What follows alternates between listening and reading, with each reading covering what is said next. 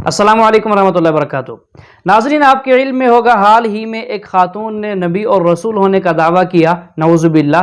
तो दोस्तों, उसकी वीडियो दिखाना हमारा मकसद नहीं है और ना ही उसको दिखाना हम बेहतर समझते हैं, क्योंकि उसने गुस्ताखी की है। गुस्ताखी को दोहराना अच्छी बात नहीं है। तो दोस्तों, इस बारे में सुनते हैं डॉक्टर जाकिर नाइक साहब से। वो बताएंगे कुरान और हदीस की रोशनी में ऐसे आदमी के बारे में क्या हुक्म है और इस्लाम क्या कहता है। तो दोस्तों, वीडियो में हमारे साथ आखिर तक रहिएगा।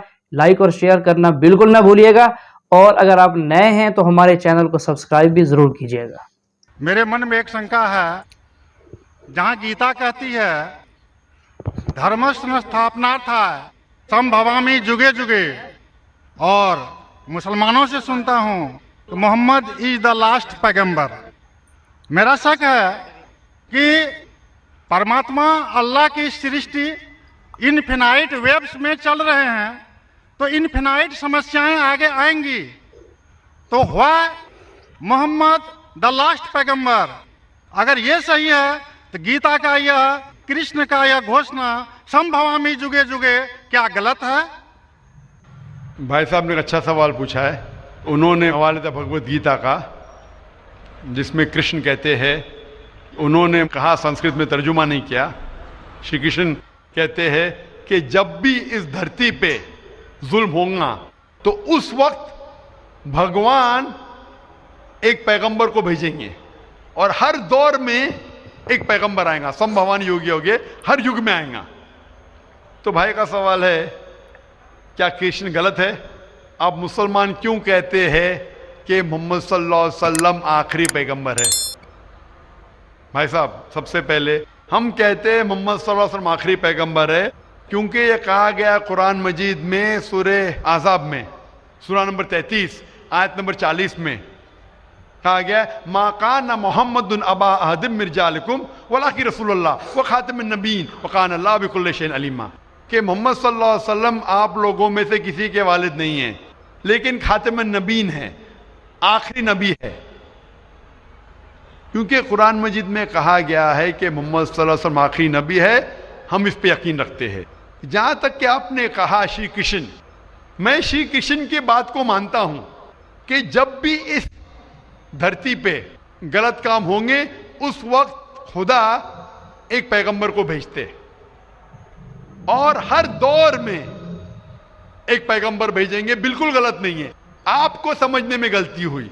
क्योंकि जब आप पढ़ेंगे भगवत गीता, भगवत गीता को कहा गया है कि ये वेद का निचोड़ है, it is the nectar of the Veda, Veda का निचोड़ है। और जब आगे आप पढ़ेंगे, लिखा हुआ कल की पुराना में, कल की पुराना में लिखा है, कल की पुराना चैप्टर नंबर 2 श्लोक नंबर 5, 7, 11, 15 में लिखा है कि एक कल की अवतार आएंगे जो कल युग में आएंगे, और कल युग आखिरी युग होगा, और ये कल की अवतार लोगों को सही रास्ता दिखाएंगे। और ये कल की अवतार के वालिद का नाम है विष्णु यास, मतलब भगवान का नौकर।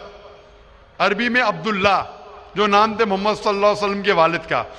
उनके वालिदा का नाम होगा सुमति। सुमति मतलब अमन, शांति। अरबी में होगा आमिना, जो नाम था मोहम्मद सल्लल्लाहु अलैहि वसल्लम के वालिदा का नाम। वो पैदा होंगे अमन के शहर में, जो है मक्का।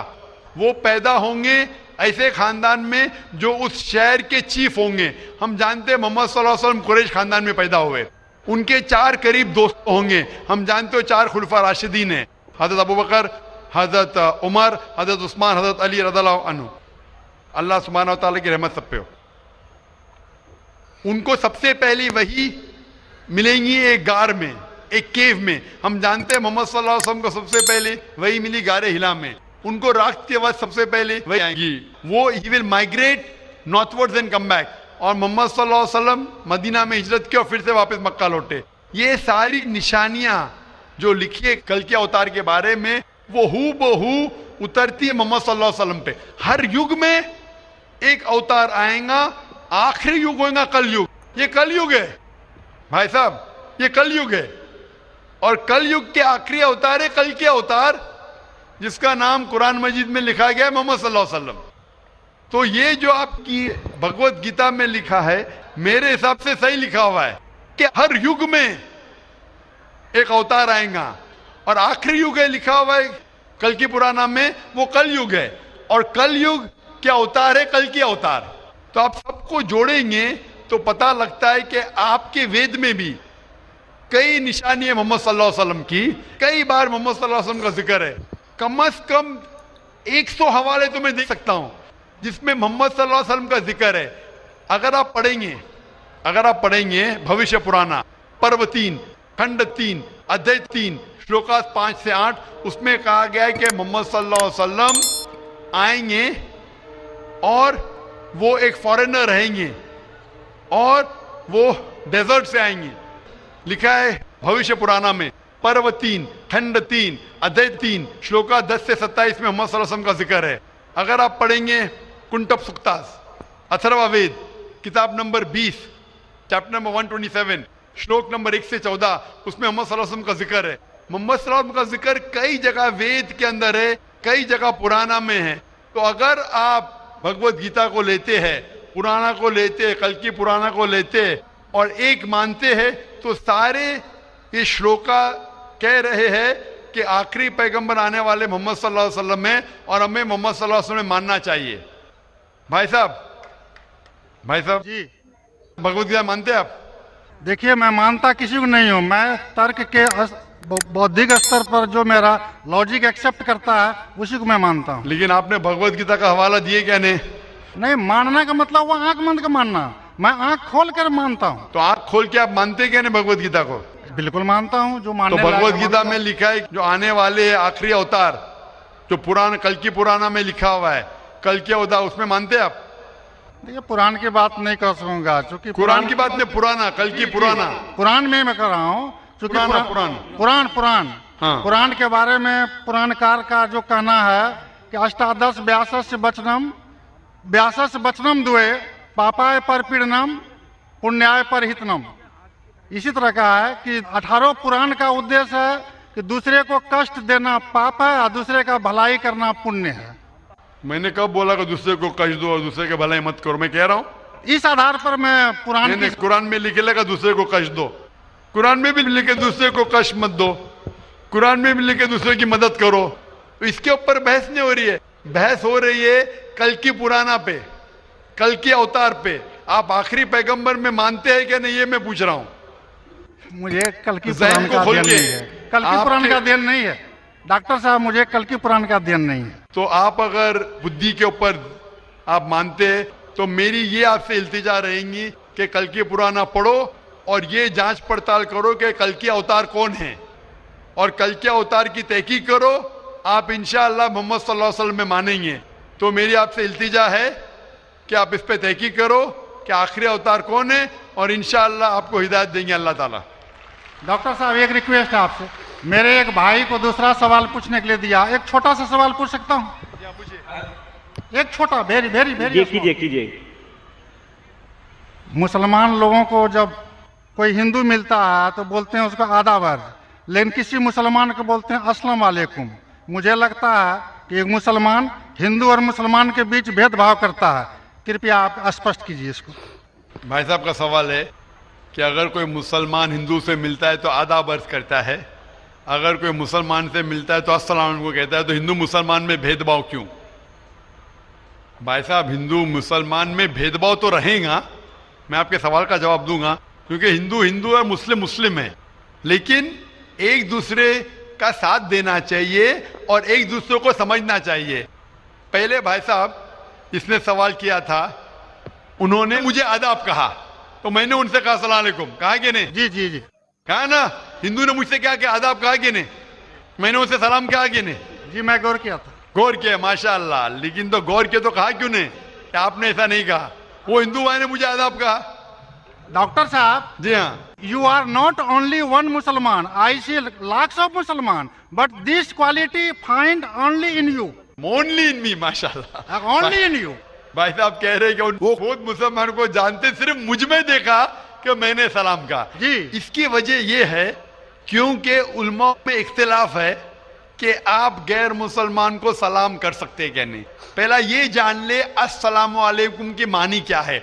अस्सलामु अलैकुम की मानी है कि आप पे सलामती हो, अस्सलामु अलैकुम व रहमतुल्लाहि व बरकातुहू, आप पे सलामत रहे, रहमत रहे और बरकत रहे ना। इसमें इख्तिलाफ है मुसलमानों में, मुसलमान उलमा में, कि आप गैर मुसलमान को सलाम कर सकते, कहने गैर मुसलमान के सलाम का जवाब दे सकते, इसमें इख्तिलाफ है।